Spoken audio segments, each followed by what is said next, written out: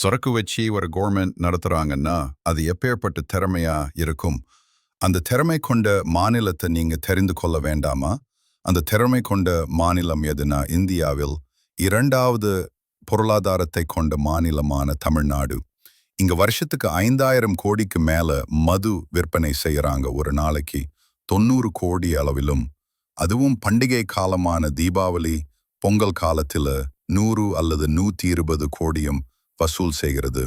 இதுல என்ன சுவாரஸ்யமான விஷயம் என்னன்னா, வருஷத்துக்கு வருஷம் இதனோட வளர்ச்சி அதிகமாகுது. அதிலும் இந்தியாவுல சரக்கு விற்பனையில 13% தமிழ்நாடு வச்சிருக்கு. 5,000க்கும் மேற்பட்ட மதுபான கடையை கொண்ட மாநிலமாக தமிழ்நாடு இருக்கு. மேலும் மது அருந்துவதில் இந்திய அளவில் 4வது இடத்தை கொண்டுள்ளது. கடைசியா ஒரு விஷயத்தை சொல்ல மறந்துட்ட. இந்த மதுவை விற்பனை செய்யறது இந்த கவர்மெண்ட் தான். இதை பற்றி உங்களுடைய கருத்து கமெண்ட்ல சொல்லுங்க.